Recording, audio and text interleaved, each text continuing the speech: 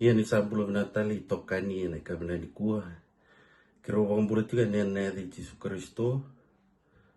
Si bimbang na puno ni tikina ni ngai rongo titigo na kakambura ki katoni na si kabina ni kuwa. Kiro nuita ka si dawa kiro no wasia. Mai ni bola tambu na buki ko na no mu pulo bagayalo se na so loma tar mbeka. Enda utubi kenda na so rongo. Ini sempre kan di titigo bu. Ona kira mena tindo ngata nanda mas panda tapi kima bola malang ini baru turanga mi kima mi viosi tak turanga di nam mi bosa kima kira na nam ni alo tambu ni na beba ko buku iti ko turanga beba ka alo matu taki beba ka raram taki ena simi na ndai tisune bambola amen ya kabini kuwa enda vital no tari tiko nda ni urutanga kalle bunanguna enda utukina na wakatatar au kira mendar na lago manda ni bola tambu ena vika tukuna ni bola tambu ena bola I kolosa na kena wasi rua kolosa na kena wasi rua ena tikina tina kapa kena sirka bitu ya ni baranga ni da reda ubia bana dumi kenta na aisia na kena wasi walu ena tikina rosa ulu mena na tawia bu manda kinai klani sa lebu ni bomata le tu ena ngonongo enda rauni bakata le kina ya kapa ngona aisia na kena wasi walu ena tikina rosang bulu garaman teni bunau keni tuku ke ka sa sianga ni wose na wosongo sakanga ni sa sianga tina bir na raram unu itaka ni vika so ke rona tolu raka ena ka bini kua ena sing binan dindai ena bakaya buta ki mai ena raramanga mani bola tam klani wagitu ni vika ka na wos ni kalu ko edina kene wanda era rama kina nanta sala so linda na renga na posa nikolo kwana pagarara matekianda na pagalo mutu tikianda tigo yana bingon ket sarai yana kana pulit talanga na posa nikolo isang sarri kanendre tu na bangona isya na kana posa rosno kawal chiki na tini ni sando kuri na bunau kini bunau na bosa pagalile meke kala na posa di voltambu ena siang bando di bidonga kena kaya tukuna ia lebu na kaya enda reda tu ena non dalu tu bakaristo ena ngunindai tindai ni tukuni ena vela latibu sorong enda sakai ni sa siang ni robi donga kena vika ena vela latimaka wakanda sana numutu ni sa mandino ya sa siang ni tudok ia siang ni rawa kandua batana waltam kura bo madal te kuanga me kasa ka chuko aisia bagalele meke na kalu ene sanga bondua ni navala na bika e via wasia menonta ena lesoni keruna wasatikin ena ka ko ka keruna via wasatikin ko kenta bandena kolosa na kena wasi rua ena tikine tin ka ba kena tin ka bitu au na biliga bikenda ka ngoni sambusia na ibola ni liga ni via bakaro sambite kikianda sa nonda meda tiko kasa kauta ni sara di sa bokota kina kubeltai goa yang tuana bakambuta ko wakla ni kenda lu to bakaristo lele weekend enta ka ni sa vako na lawa sia na ibunau kina kubeltai ko ya kiro na biusi tikine na kabimeni ni kuwa elebutu na bunau ena ibola tambu ia ke baka endara bagan di loya ke baka endara taura na ngona endara bagan di kewa na klu ena bakarara mate kenda kana bakel katikenda ena bunau duindu ya songo kena bunau tabasar banda bosa tikinongo pula babi ratu mai kolosa Mindana pakatorong manda si tapos suci manda nai buno beratun la manda na nomuni rai kena nomuni bakasama yana nomuni bakeli voltambu nomuni kelkaba voltambu koni ron bi bakararam tikin ni ka dukua yana ni lawas yana buno iso mani voltambu ina wala brother kila le weekend andando loma tar takatu na tikini bola tambu na koloso waserua tikina tinkawa kina tinkawan tinkabitu lebu na kaya boleh tilo ma andana wulika andana nonu mande sa non di baka dewa sa Antonio io me baka wasa o brother ni mo na kilain to na tikina kindon tikina tonto no mentana binti ako matalela ina chikina pola tambu mentara ni rei de merindola po bina kan batana pola timo di kabango for all scriptures are inspiration of God all scriptures and they are reproof for correction profitable for doctrine bali ni ndana be rei da po matalela ina tikina en matalau ina tali wana kalu ke baka mentana binti entundua on all scriptures. En a book ni nga di posa obi koti kenda nga na sini kuwa on a brief note en a book ni bita na lawa ito na pol tambo lebo kenda non da wana no ni tiko wala nga ndo na lawa. Nge na lawa ya kan sana ba kina bongo na wana na musa ba ko na lawa na ko belete sa sini nga menta muriango. Iyo ni tandame matu menta ge ndola nanti pola tampo mintangi reiden tondola minta reiden enta nangi kilaki ni elima na lawa etiko ena bos ni kalu ena pola tampo do berna lawa ngo na moral law se enta kilaki itu na lutu ba Kristo ke na 10 commandments ngo na lawa ka kana dun nonton do bitaro na tatungani kana se ngwane Sunday school se visual Sabbath school ngo na lawa ko suliver Moses tal no levo na pola tampo ene kena li soli mai na ulini bono ngo sainai lawango nge mai wande takatalo chisu nango na tarungin kome kini dona turanga na mo meo daka meo ratu kina bol tamudu ange da chisu iko kela na mo kakuni lamba mo kakuni butako iko kela ya ko takatalo mo chisu nona ibunau na libakaro na ibunau etini na nono solitaru wanturanga ninda mwale tale kina lawa taraba na ceremonial law lawa namba rua na lawa ngo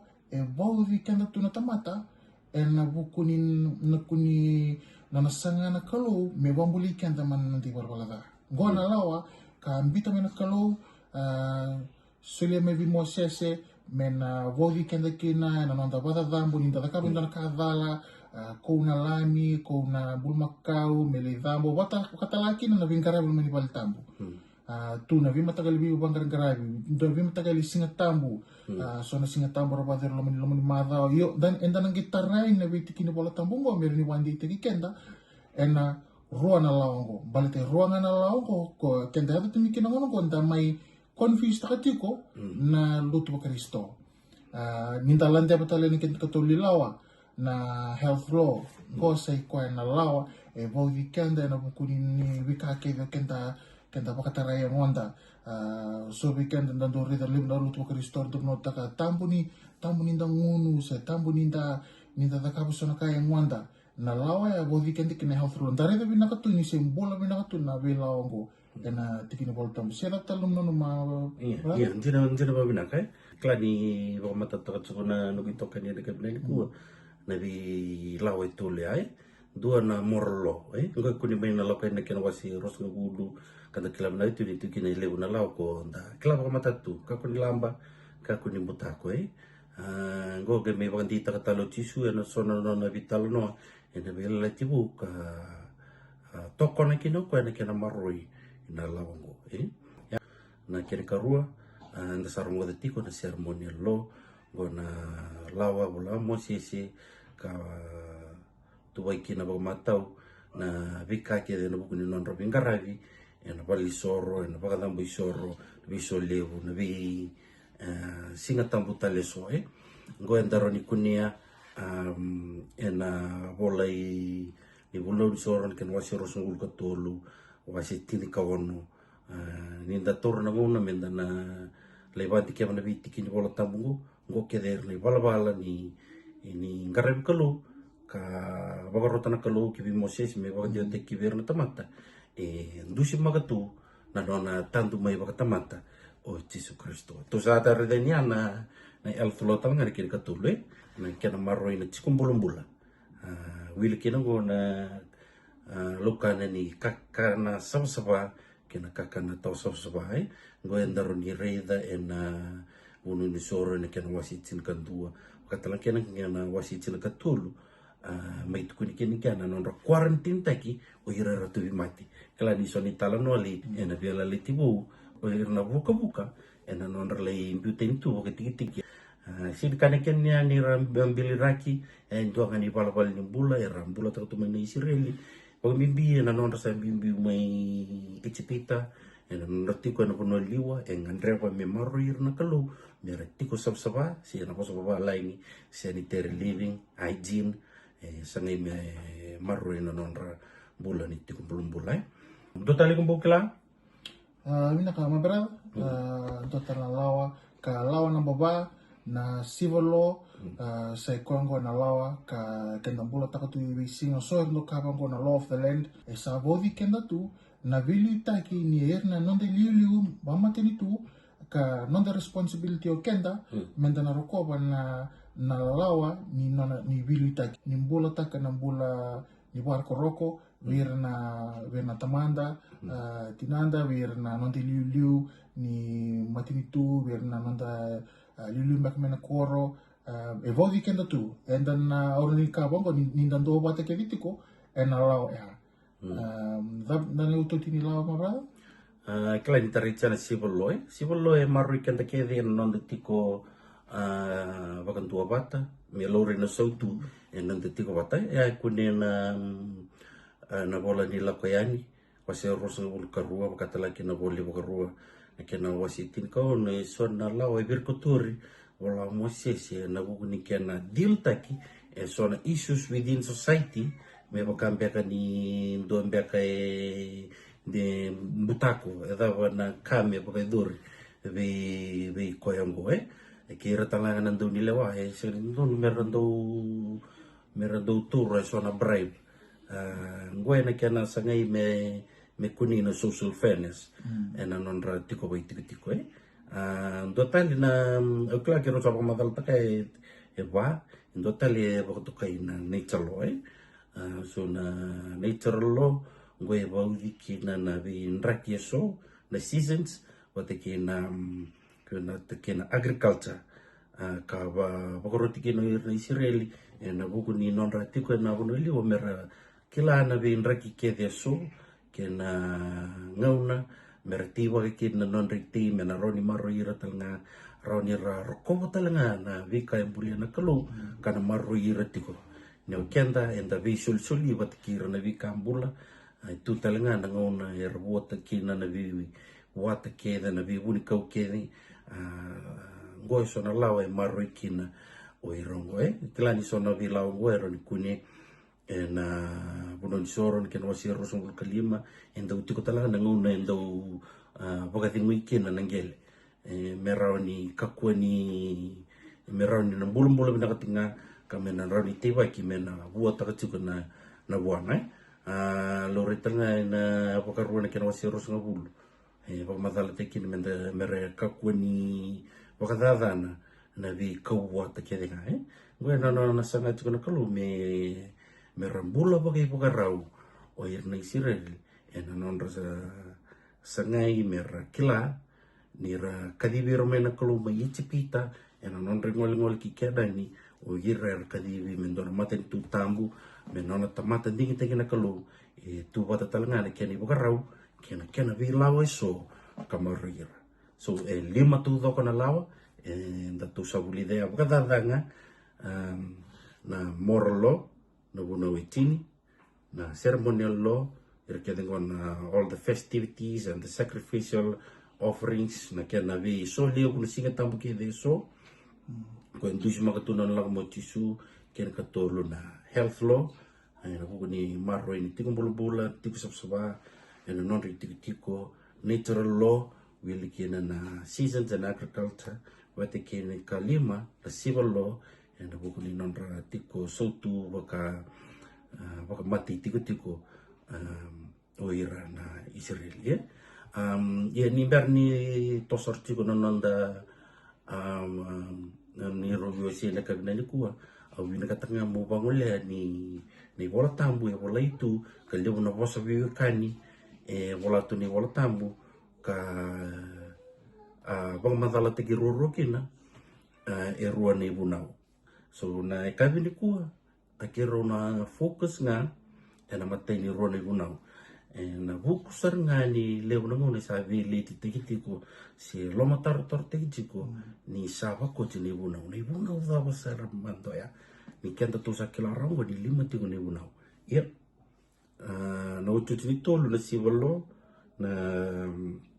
nature law watekena health law ngoe tolu na lawa se ni bunau enda roni ndo watakere kino kenda lotu ba Kristo sesioni lotu ba Kristo kai viti se kai maten tutani buli binaka se sangani buli binaka e tolu na lawa ngoe enda roni ndo watakina civil law nature law wakakina kina health law tormanda baka for example na nature law ikono sinronyo lako titumba di lioko kwa na dangi walu tu dangi lambatu ni nalako meni boro ikono tiko nandona bono moronyo na marrikina na health law and the club na tu na the health system civil law tu talanga na law of the land ko marrikenda e ruang na law kiro na vostikina ni kabina ni kuwa kabina katami vakantitikienda na vida na yabu lima ngana yabu kira una biosikina na buku ni ndui ni rua na lawango na morlo kabukakina na ceremonial law dava sarmanda na ndui matay ni ndui ko turarawa na morlo kina ceremonial law my brother vida na ndui lelevu matai e koreno ke kauntal mo sinkalo mo re kina bakarua na wase wa tikine tinkarua kin tinkatolu patiko wango asa bosa we kemuni kutioba mai na lomani bukawanga konia rongoda na ndomani bosa ia konisa senga ni reida endua na ivakata karakara na ndomo walenga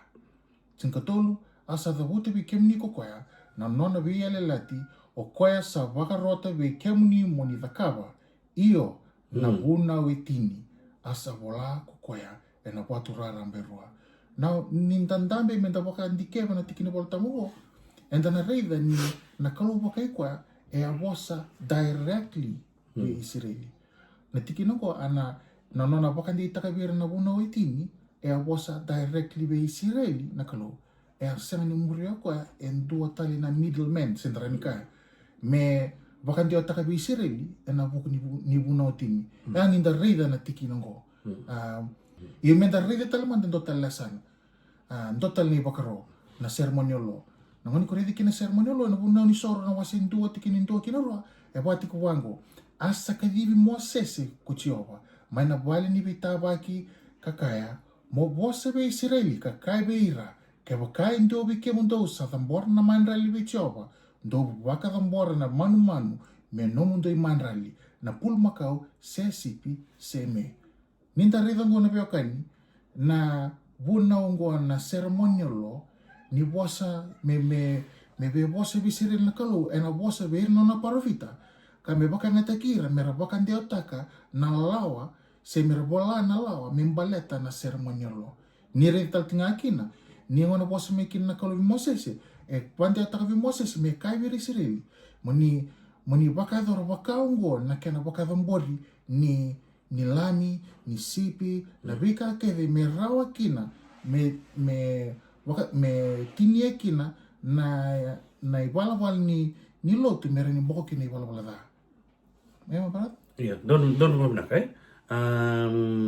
ke udah tale na baka sama kiro gosi tiknya di nakian rodindinga entu e was director na kalu be na tamatay na komuni romosese na ruku ni uli buno senei sangkai sursumay na kalu na o ke na bukawang sangkai wasto may na kalu na lo mani bukawang ngai be bakan tiawata ka mo ko kivera na dap na buno chini kona morlo so he speaks directly to the people na kene karu ko nda turchuka na ndui ni morlo wata kene ceremonial lo na kalu bosa bi Moses o Moses sange bagan dia otaka ke be Israel le balbal ni lotu ko ndonu merangarawa ke ira ke ni balbal ni lotu go industu ena na la ko mai o Jesu Kristo Nanduindi tale rua ke pakaintar na lako kena wasi tulsang karua ena tikinitin kawalu kabang na wasa ni kalu ini satinia na bosa Moses manante leo no keseniai sangai sulia wa rua na watu ni bunau awatu raramba sabulai enangangalo ni kalu ke ronan duindui endare dasar ngai na tikinongo dua ya bolai ena watu kene karua bolai sarnga enangangalo ni kalu ke tu tale botol na morlo edaba God speaks directly to the people ken karua na kalu bola sarnga wakate ko na noningangalo bolai ena batu ia na ceremonial da betukuni na baka rua tol sebul kantua tikina rusungul kapa kamangoni sabolao tina bosani buna wongo enandoni bola como sesi mi otisara baka rona kena wasi tol sebul kantua baka matal tekina nono bola mo sesi na bi bala kete ni lotu mera baka idora ena nonra tiko bole na lo manile kutu ia ike matata pinakasartunga na tuindui etiko ena lawa rongo tu sareda ni kantua na morlo na kalu tukun sarnga bondon kibir na tomata ken karua ko bola ena noningangalo ken katolu ko bola ena batu ia na ceremonial na kalu itu kuna Moses sangai bawan dia takabir na tomata bola Moses bola eni bola okla ni datura rau tiko kanta boko muria tiko na ndui tolongo kata betala na nomenira na buku ni kabani ndui baletero na buno ruango. No, my brother. Ito talaga ndui entar ni tombo karawa na bos ni kalu ni koride ba na wakaruwa na wasi tikini 5 pati ko bango au angkai ngole kasio songo mai na uli ni bonua katunga na watu raramba ena loma ni kato kau athakawa arau sa no kina mebaka kabaka roto bia o kuchioba niko reda na buno itini nangona soli mikini bakaro na bakaro ambiu lo mani kakabiri bia leti do ambiu eloma na keni karoa ena tormena iwakaroa na wase tau sobul kantua tikina rosobul ka ono wati ko pango ni taura na iwala ni buna wongo katunga kineasa ena loma ni kato ni bele leti ichioba ena nomu ni kalo mo toka maikina membeita ki kemni ninda rongoda pakabina kanangangani bos ni kalongo go indon tal ni bunau kabola Moses angay bakan dia takabir to ni Levi mengi kabir to do tarani bunongo do kauta ena bele lati do limbita ena asana nikeba kami koreda le sutali na kena bolai na buno itini na ngona imbiu kini lom na kalo kanga ko taranga na bunongo limbita lomani lomni bele lati yo ningeni banta takakina na boso Moses virto na ortani Levi merto limbita wana bele lati sini ka ko virto do mbiti lom ya ka ko do mbita ngai sau batongo mundo na baka na takatiko me vimbeita kitu membeita ki kemniti dona kaval kimi takaba guana kana tau bikimni yona lawa ngango muni mbita sana me rani buki kimni muni kila na dhago muni takaba total kama sa ndir bino ga na poli Moses toka nessa de kato ngoy ni bite kira se ni karabala itu ngoy is to be a witness baltea ni ke pokaendo ya dala ndo wiliki na bika me na poka dorra o ko dala meroni I waliki na dai kava ni ndindi andare di tuko ndo embiu lo manikato embiu na serkato na uno etini embiu na lo manikato mai tungani kamaro na lo manikato na ceremonia lo se con lo ni viva roka kabla ko Moses mai embiu se tungani na serkato kalima ni ndindi tuna reda na kavni ku boleh juga temesa kena wasi rua na tikina tin kandua kena tin karua kabangan ko sini kalu ni sai ko nga saka ka kunin do lewa saka tanga ka kunin do lamba do boso bakai kina kai bala bakai kina me bakate ki ira salewai me bakane ibuna uni besiriki Ia ture da ni bunu da ve tukuna na ni wala tambu me maleta na kakunindo ya lewa, kakunindo lamba. E tukuni mbeka na bunau ni Moses, sianga ni bunau ni Moses, tukuna wango, e tukuni kina na wala ni lotu kia denga, ko merdo da kawoira. E sianga ni tukuni kina mo kakuni lamba, kakunindo ya lewa. Bate ai pa madala teki ana daba. Madala teki e na morolo sianga bunau itini. Ya, e tukuni wango ni bunau ngo, kia lenda lebili kana tika rueda daba. Kongo e bunau ni daba. Bunau ni visere it's a law of liberty. Ke kaya enda na muria enda na enda na